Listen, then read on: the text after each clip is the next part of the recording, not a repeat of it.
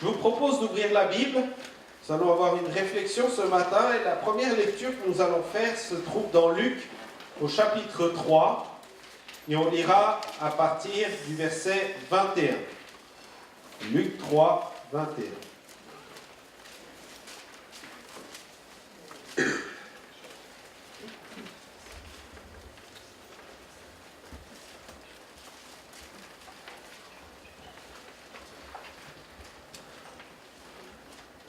Alors j'ai mis un titre un peu spécial, Jésus et nous, la vie de l'Esprit. Et on va faire un parallèle entre ce que Jésus a vécu, les étapes qui ont été nécessaires pour Jésus. Et Jésus est un exemple, l'exemple par définition. Et donc ce qu'il a vécu, nous devons et nous pouvons le vivre également. Et donc ces étapes qu'il a connues, eh bien nous pouvons les connaître nous aussi dans notre foi. Et on va faire en permanence, dans chaque étape de la vie de l'esprit, avec Jésus, on va faire le parallèle avec nos vies. Et vous allez voir que ça colle parfaitement parce que Jésus est un exemple, évidemment, parfait en toutes choses et un exemple que nous pouvons suivre. Pas un exemple au-delà de nos forces, mais nous pouvons le suivre dans son aspect, son humanité. Eh bien, il est un exemple, un modèle avec lequel nous pouvons fonctionner, qui peut être notre référent. Luc chapitre 3, verset 21. Tout le peuple se faisait baptiser. Jésus fut aussi baptisé. Et pendant qu'il priait, le ciel s'ouvrit et le Saint-Esprit descendu sur lui. J'ai voulu conjuguer les deux mots en un seul. Descendu sur lui sous une forme corporelle comme une colombe. Et une voix fit entendre du ciel ces paroles, « Tu es mon fils bien-aimé, en toi j'ai mis toute mon affection. » Au chapitre 4, verset 1er, Jésus, rempli du Saint-Esprit, revint du Jourdain et il fut conduit par l'Esprit dans le désert où il fut tenté. Et puis, verset 13, donc Luc 4, verset 13, après l'avoir tenté de toutes ses manières, le diable s'éloigna de lui jusqu'à un moment favorable. Jésus, revêtu de la puissance de l'Esprit, retourna en Galilée et sa renommée se répandit dans tout le pays d'alentour. Il enseignait dans les synagogues et il était glorifié par tous. Nous avons ici 3 manifestations ou mots qui définissent une des actions de l'Esprit à l'égard de Jésus. La 4e n'est pas dans ce passage, mais nous allons commencer par la 4e. Mais les 3 qui nous sont soulignés, on y reviendra un peu plus tard. C'est la première, c'est l'Esprit qui descend sous la forme corporelle d'une colombe, sous l'aspect d'une colombe, et qui vient vers Jésus. Donc il y a le témoignage visuel, mais également un témoignage auditif. La parole de Dieu qui se fait entendre et qui dit « Tu es mon fils bien-aimé, en toi j'ai mis toute mon affection ».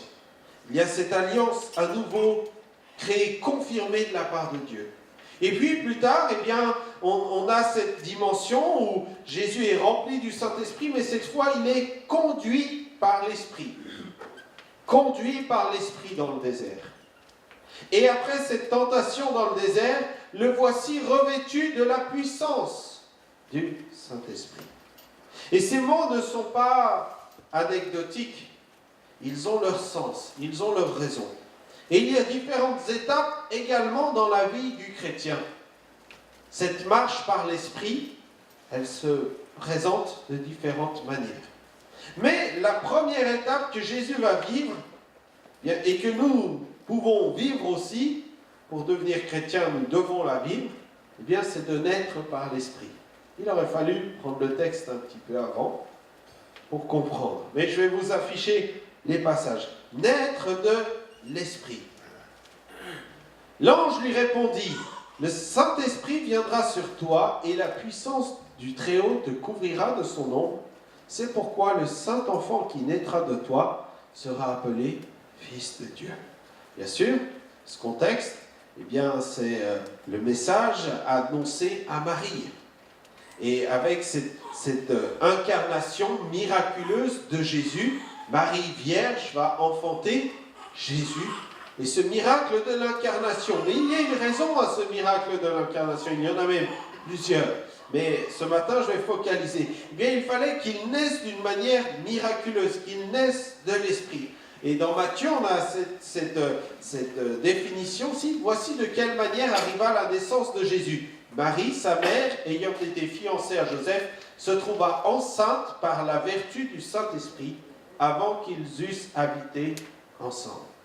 Donc, elle est fiancée, elle ne connaît pas intimement son mari, il n'y a pas ici d'intimité sexuelle, mais elle porte l'enfant. Et plus tard, son mari, Joseph, va réaliser cela, va comprendre qu'il y a un problème, et va vouloir se séparer d'elle, mais heureusement, l'ange vient encore voir Joseph et vient lui dire « Non, mais attends, ce qui se passe avec Marie est quelque chose de particulier, qui ne se repassera en aucun cas dans toute l'histoire de l'humanité.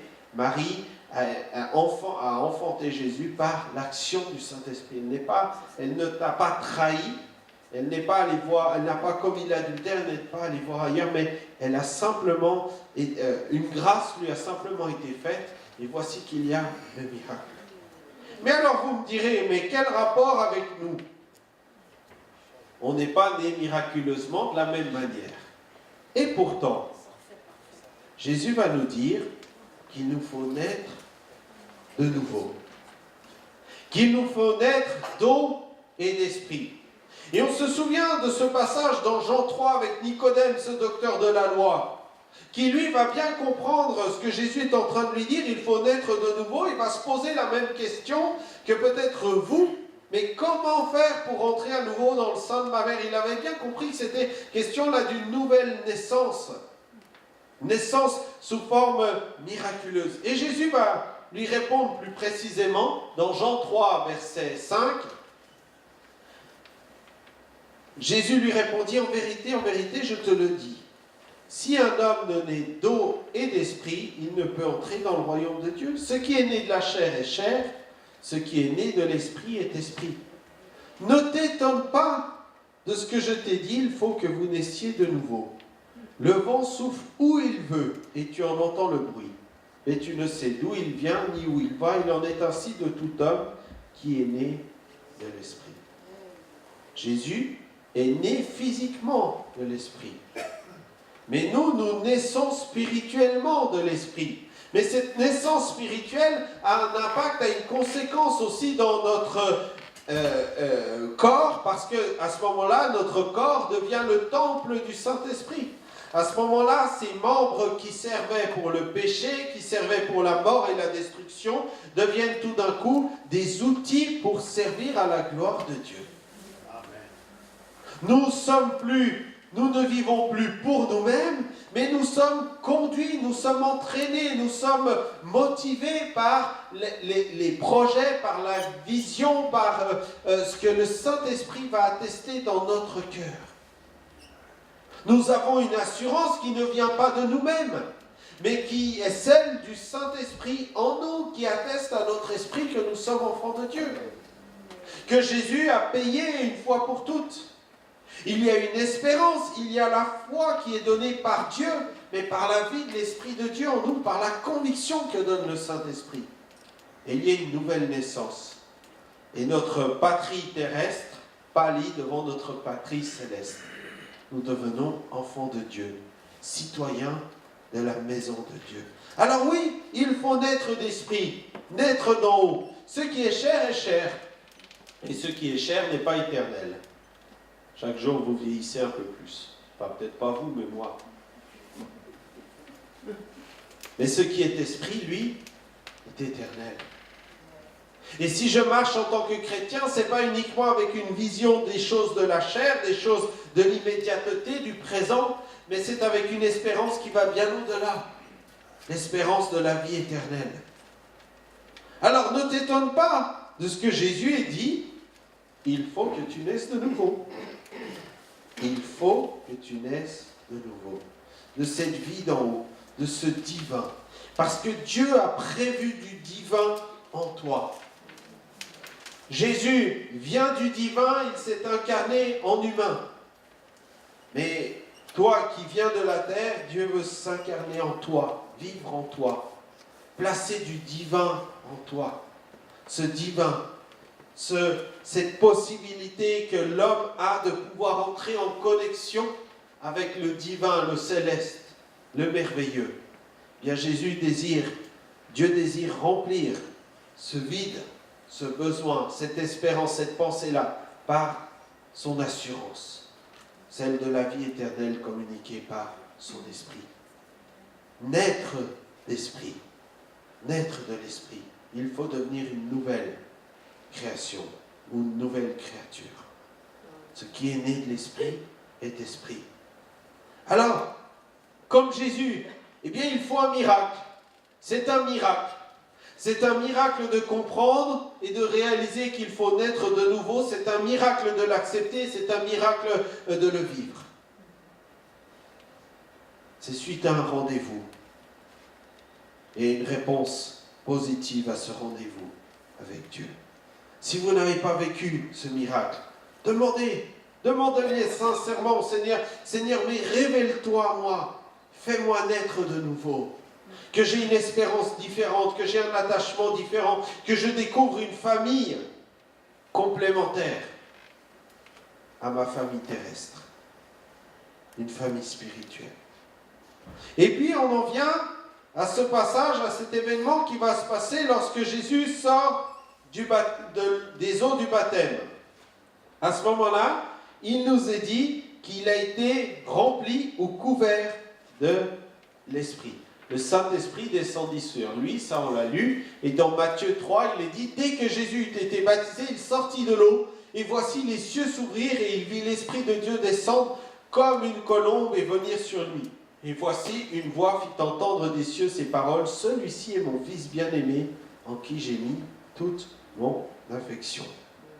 Le passage confirme celui de Luc.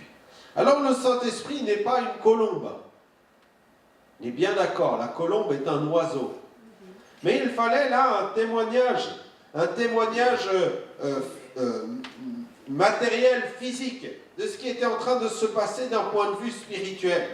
Plus tard, la puissance du Saint-Esprit va se manifester par un autre symbole physique, les flammes de feu.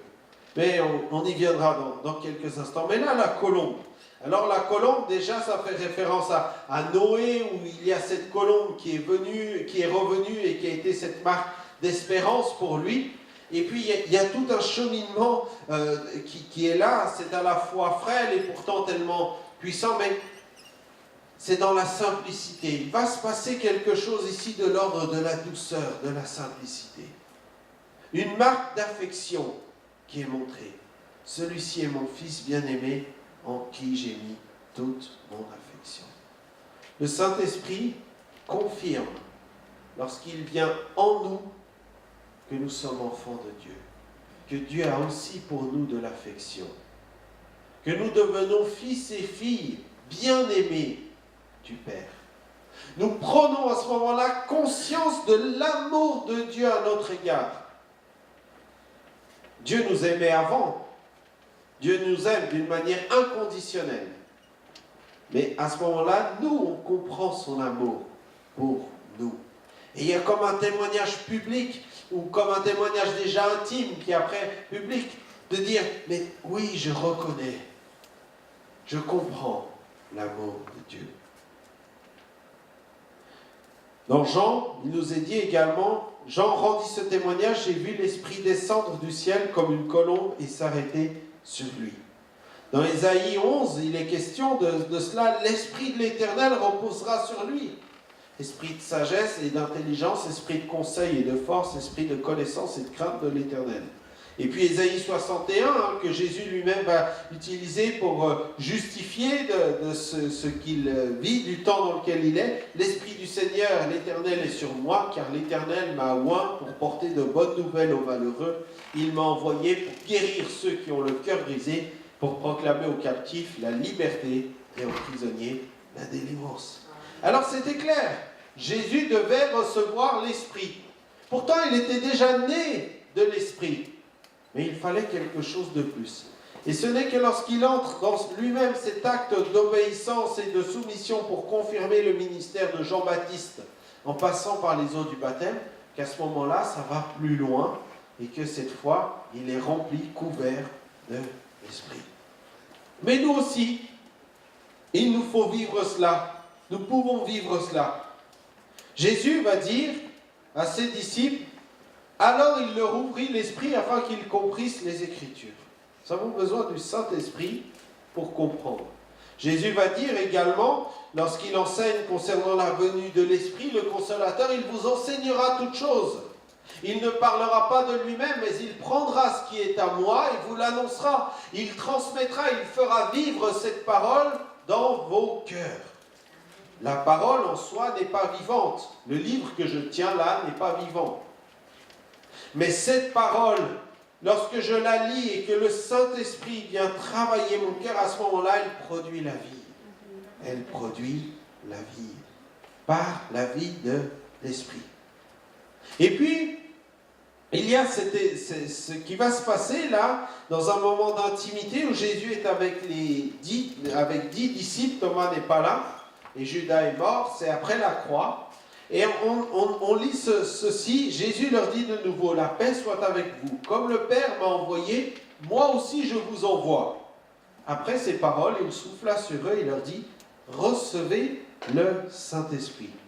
Ceux à qui vous pardonnerez les péchés, ils leur seront pardonnés, et à ceux à qui vous retiendrez, ils leur seront retenus.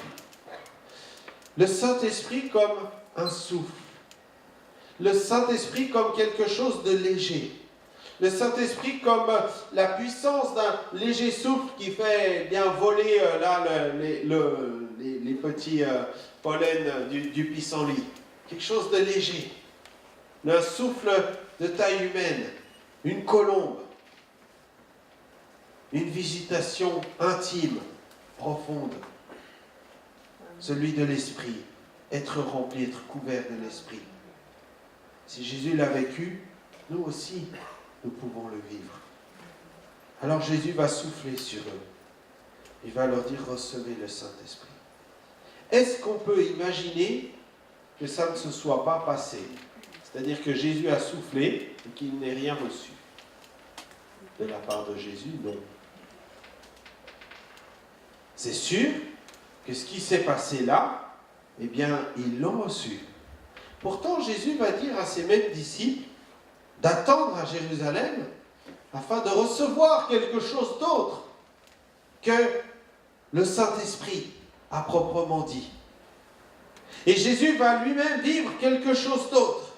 Après avoir été recouvert du Saint-Esprit sous la forme d'une colombe, on l'a lu dans Luc 4, eh bien, Jésus, rempli du Saint-Esprit, revint du Jourdain et il fut conduit par l'Esprit dans le désert où il fut tenté par le diable pendant 40 jours. Il fut conduit par l'Esprit.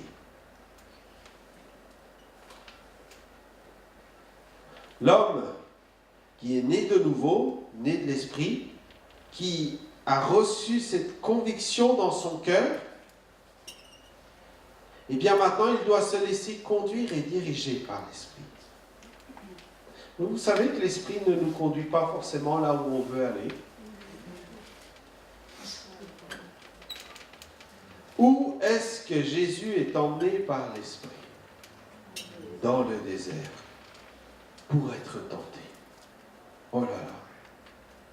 Ça me rappelle un autre passage de Jonas qui est emmené, conduit par Dieu à Ninive, dans le désert, la ville païenne. Et lui, qu'est-ce qu'il fait ? Il prend le bateau pour aller à Tarsis, au bord de la mer, la ville prospère. Il ne s'est pas laissé conduire par l'Esprit, Jonas. Alors, il s'est laissé, plus tard, Dieu l'a chahuté pour qu'il fasse. Mais même jusqu'au bout, il va rester rebelle. Revenons à Jésus. Il est conduit dans le désert. Il est conduit dans un lieu d'aridité, dans un lieu de difficulté, dans un lieu de combat. Croyez-vous que marcher avec le Seigneur, c'est forcément aller que dans les verts pâturages ? L'école du désert est très importante. L'école du désert est indispensable pour grandir dans notre communion avec Dieu. Et vous savez pourquoi elle est indispensable? Eh bien, tout simplement parce qu'on est têtu et orgueilleux dans notre nature. Et on pourrait apprendre tellement plus facilement, mais à cause de la dureté de notre cœur, eh bien, il y a le désert. Bien sûr, pour Jésus, ce n'est pas à cause de la dureté de son cœur, mais c'est également parce qu'il a un grand combat à mener, qu'il y a un adversaire particulier qui n'avait encore à l'époque pas été vaincu à la croix. Le diable a encore un certain pouvoir, une certaine domination, et d'ailleurs il va proposer à Jésus de lui donner tous les royaumes de la terre, comme s'ils étaient à lui déjà. Il les a volés et il veut partager le fruit de son vol. Heureusement, Jésus s'est résisté. Le désert. N'est-ce pas dans le désert que Moïse a été appelé? N'est-ce pas au milieu de l'adversité que Dieu s'est parlé? N'est-ce pas quand David était au fond de sa grotte à se cacher que Dieu a travaillé le cœur de son serviteur? Je crois qu'il y a des temps de désert qui ne sont pas agréables à vivre, certes, mais qui sont des temps de désert voulus par l'Esprit de Dieu. Conduits par l'Esprit de Dieu. Dans Marc 1, il est dit, aussitôt l'Esprit poussa Jésus dans le désert et il passa 40 jours. Vous voyez, il y a 3 textes qui définissent avec des mots un peu différents ce qui va se passer. Jésus fut emmené dans Matthieu par l'Esprit dans le désert. Dans Luc, Jésus fut conduit par l'Esprit dans le désert. Et le 3e, l'Esprit poussa Jésus dans le désert. Des mots un peu qui mettent une certaine pression. Mais oui, naturellement, on ne veut pas y aller. Quand on commence à servir dans le ministère, des fois on tombe dans des lieux, on se dit, mais qu'est-ce que je fais là? Qu'est-ce que je fais là? Seigneur, pourquoi tu m'as emmené ici? Tant de difficultés, tant de combats, tant d'épreuves, mais pourquoi? Je me souviens du temps où j'étais à Montpellier et puis je remontais de temps en temps en Suisse et je passais par Grenoble. J'ai vu cette ville affreuse. J'ai dit, Seigneur, non, jamais à Grenoble. C'est horrible. Ben, on y est allé. Et avec le recul, oui, c'était dur. Oui, c'était un temps de désert. Oui, on a vécu des combats. À la fois un ressourcement dans certains points, parce que Dieu a toujours été fidèle, mais aussi des combats dans le ministère. Et avec le recul, je dis, oulala, quand on regarde ça avec Rebecca, on se dit, ben, dis donc de quoi on est sorti. Quel temps de désert, mais quel temps de formation. Et qu'est-ce qu'on profite de la fraîcheur lorsqu'on quitte le désert? Je pense que je serais content de revenir en Suisse après 2 semaines au Niger. Oh là là, mercredi j'y vais, 45 degrés, oh là là, je vais être content de retrouver mes montagnes, la neige, l'hiver, moi j'aime bien le frais. Qu'est-ce que je vais aller faire au Niger? Je pense qu'il y a un désert physique, mais il y a une soif spirituelle. C'est pour ça que j'y vais. Être conduit par l'Esprit. Et l'Esprit ne nous conduit pas dans ce que nous voulons nécessairement. Regardez ce qui va être dit concernant cette fois Pierre et concernant aussi Paul.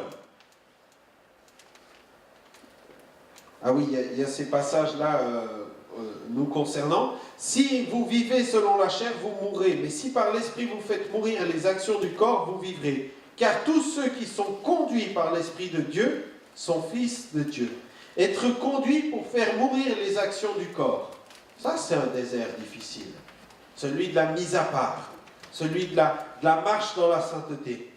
Et puis, il y a cette conduite bonne de l'Esprit. Quand il fut sorti de l'eau, l'eunuque, l'Esprit du Seigneur enleva Philippe et l'eunuque ne le vit plus, tandis que joyeux, il poursuivait sa route. Voici que là, il y a une intervention de l'Esprit qui va pousser, qui va enlever Philippe. Alors, ce n'est pas Philippe qui a décidé où il allait et comment il devait aller. Mais il y a là une action de Dieu qui va le pousser. C'est dans ce sens-là que j'ai mis ce verset, parce qu'il y a cette pression de l'Esprit. Et puis, ces 2 passages dont j'ai parlé, Paul et Pierre. Paul se trouve là et tout d'un coup surgit un homme, un prophète, qui va prendre sa ceinture, qui va se lier avec et qui va prophétiser ainsi. Voici ce que déclare le Saint-Esprit. L'homme à qui appartient cette ceinture, les Juifs le lieront de la même manière à Jérusalem et le livreront entre les mains des païens. Ça, c'est de la prophétie. Moi, je préfère entendre de la part du Seigneur, tu es mon enfant, je t'aime, je vais te sauver, te réconforter, te faire du bien, te guérir. Bien sûr, c'est vrai, c'est vrai. Mais regardez là, la prophétie annoncée à Paul. Et bien sûr, l'Église va s'empresser de lui dire, mais n'y va pas, si le Seigneur te dit, c'est pour que tu n'y ailles pas. Mais Paul n'avait pas compris cela comme ça. Il a compris, lui, que si le Seigneur lui a dit, c'est parce que ça va arriver, que ça doit arriver, qu'il doit se préparer à cela. Il ne doit pas se préparer à trouver un moyen pour ne pas y aller, il doit se préparer à ce temps de désert parce qu'il va arriver. Et on sait de quelle manière il va le vivre. Que ces années en prison, elles vont être lourdes, elles vont être longues, mais elles vont être ô combien salvatrices pour lui et pour nous aujourd'hui. Ces épîtres en sont la preuve. Et la seconde prophétie, si j'ose dire, elle vient de la bouche de Jésus pour Pierre. En vérité, je te le dis, quand tu étais plus jeune et que tu te saignais toi-même et tu allais où tu voulais, mais quand tu seras vieux, tu étendras tes mains et un autre te ceindra et te mènera où tu ne voudras pas. Pierre, toi aussi, tu vas être les mains liées, les mains attachées. C'est dur. Et pourtant, c'est dans la Bible. Es-tu prêt? Suis-je prêt à aller là où je n'ai pas envie d'aller, mais là où Dieu a envie que j'aille? Suis-je prêt à réaliser que l'Esprit peut aussi me conduire dans des temps de désert, des temps d'aridité? Et je dois les affronter. Je ne peux pas passer outre, je ne peux pas passer à côté. Mais je dois réaliser, je dois comprendre et je dois, dans ce temps de désert, apprendre. Jésus n'a pas prié pour que ces 40 jours se réduisent. Il a vécu le temps nécessaire, jusqu'à son terme. Il y a des différents déserts, les déserts de l'épreuve, les déserts de la maladie, les déserts de l'adversité, les déserts du deuil, les déserts de la dépression. Pour chacun, le désert est différent, il a une autre forme. Mais il se peut que ce soit un désert qui soit de Dieu, conduit par l'Esprit de Dieu. Et si vous passez par un désert, faites cette prière. Seigneur, est-ce que ce désert n'est pas de toi aussi? Parce que peut-être, il y aura une réponse en disant oui, oui. Dans ce désert, ma main ne va jamais t'abandonner. Il nous est dit que les anges étaient avec Jésus dans le désert. Prenez soin de lui. Mais quand même, il y est passé. Prêcher un évangile sans l'aspect du désert, c'est passer à côté d'une certaine réalité. Le peuple d'Israël a lui-même vécu un temps dans le désert, nécessaire pour faire ce qu'il est devenu.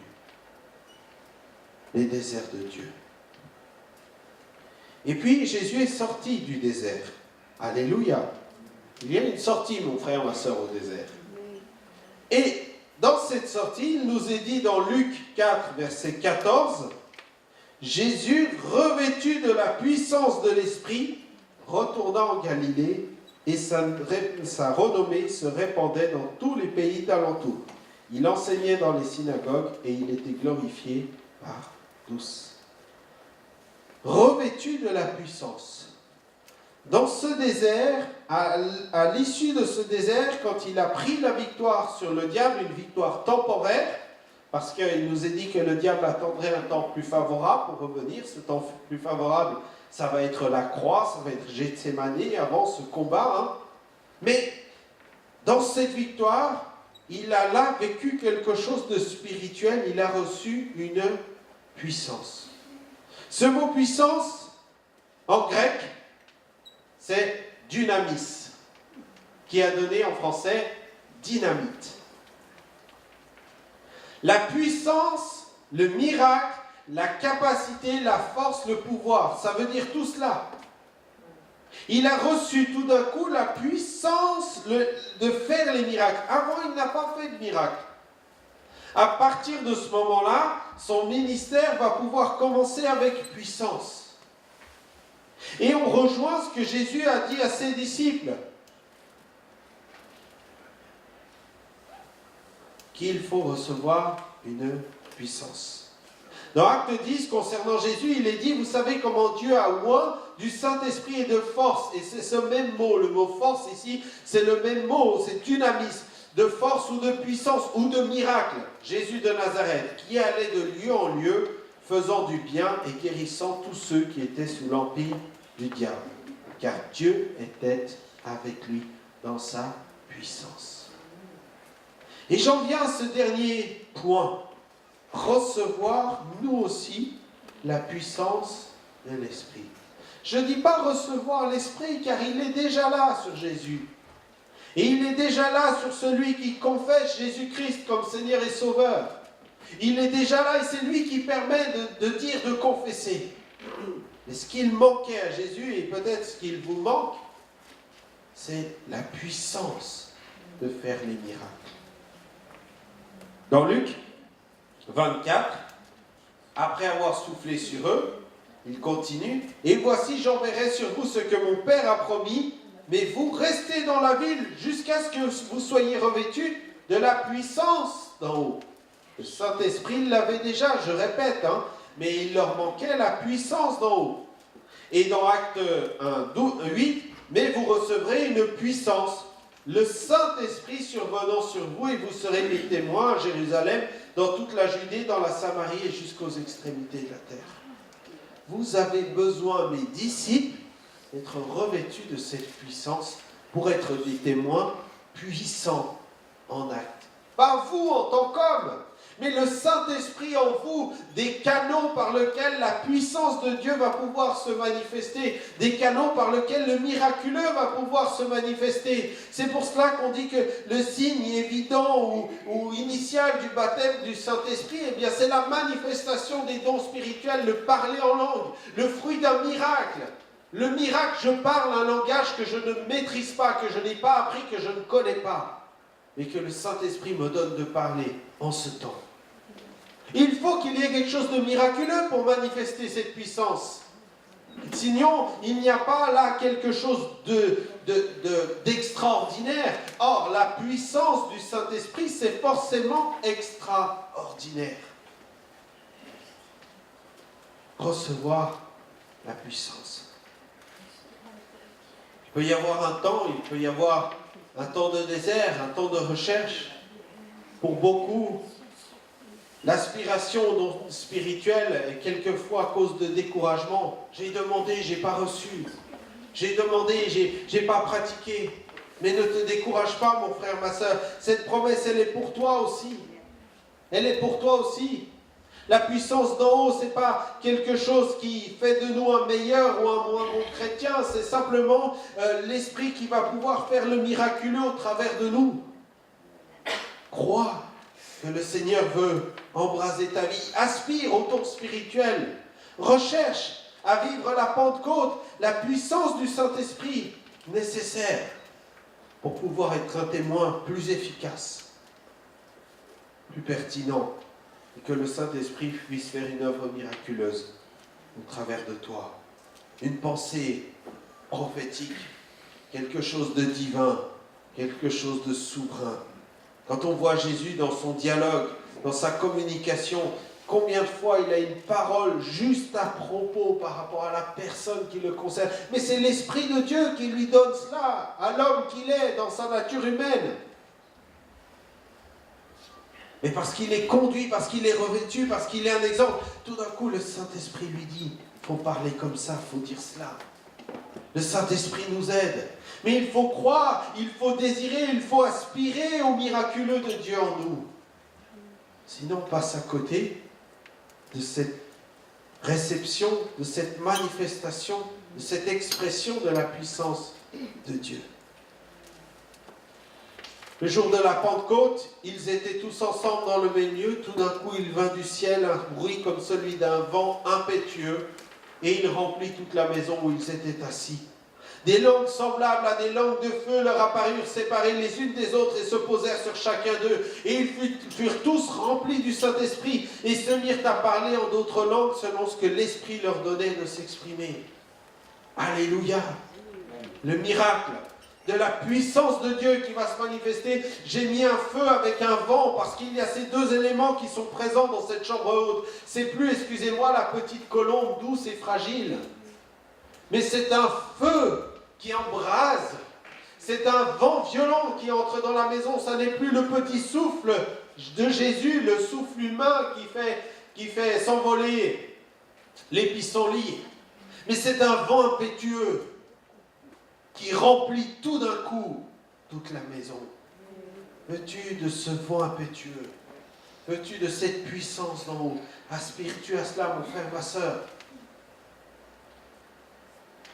Pour être un témoin efficace. Aspirons.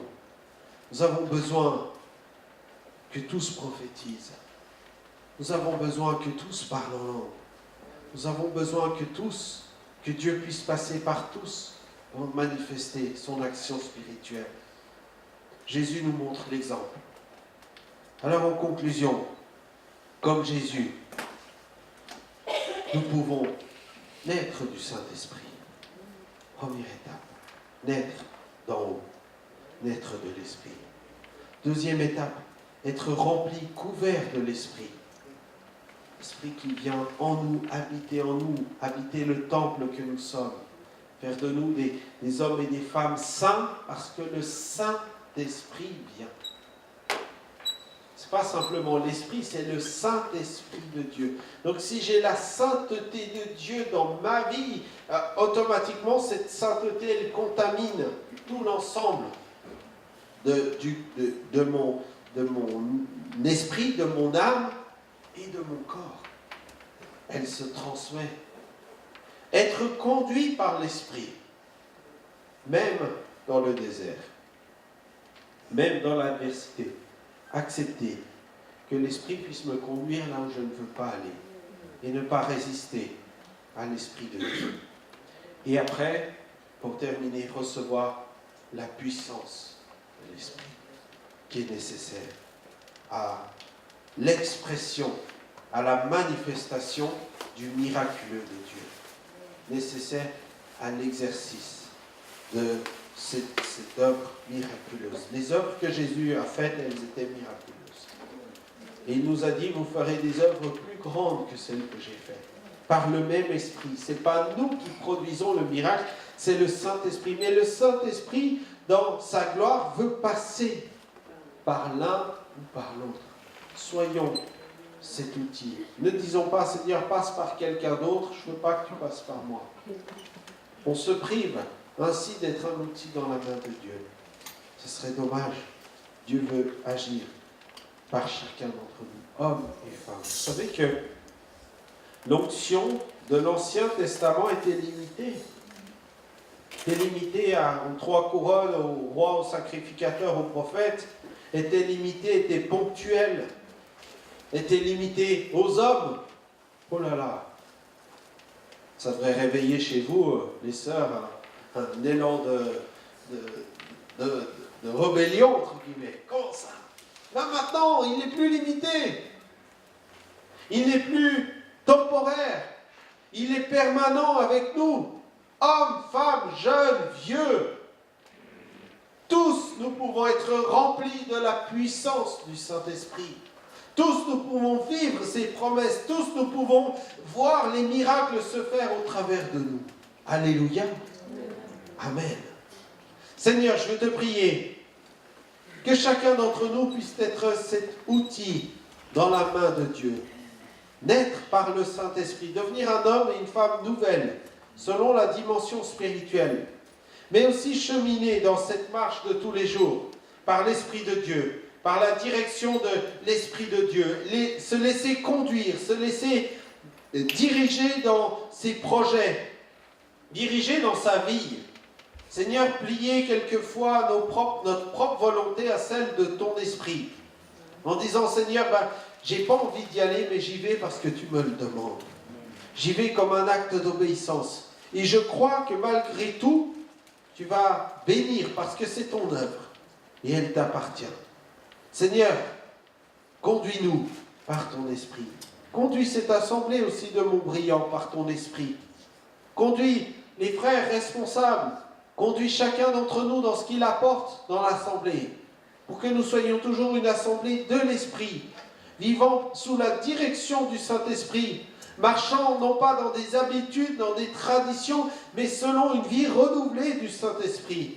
Selon une direction qui vienne de lui. Et puis Seigneur Jésus, remplis-nous de ta puissance. Nous avons besoin, aujourd'hui encore, je pourrais dire plus que jamais, mais ce n'est pas tout à fait exact. Seigneur, nous avons besoin aujourd'hui encore de vivre les miracles merveilleux de la vie de ton esprit, de l'action souveraine de ton esprit dans l'Église. Tu vois les malades, Seigneur, guéris-les miraculeusement. Là où ils se trouvent, guéris-les, Seigneur. Fais ton œuvre. Au nom de Jésus, guéris le corps, Seigneur Jésus. Si tu es malade, demande-lui ce matin, là où tu es, Seigneur, guéris-moi. Je crois que par ton esprit, tu peux me guérir. Seigneur, au nom de Jésus, que les malades soient guéris. Que, Seigneur, ceux qui sont possédés soient délivrés. Que ceux qui sont dans l'adversité des problèmes soient secourus miraculeusement. Seigneur, que ceux qui ne sont pas encore convaincus le soient par ton esprit. Seigneur Jésus, fais tes miracles, fais tes œuvres. Parle à ton peuple encore. Au nom de Jésus, nous te prions. Amen.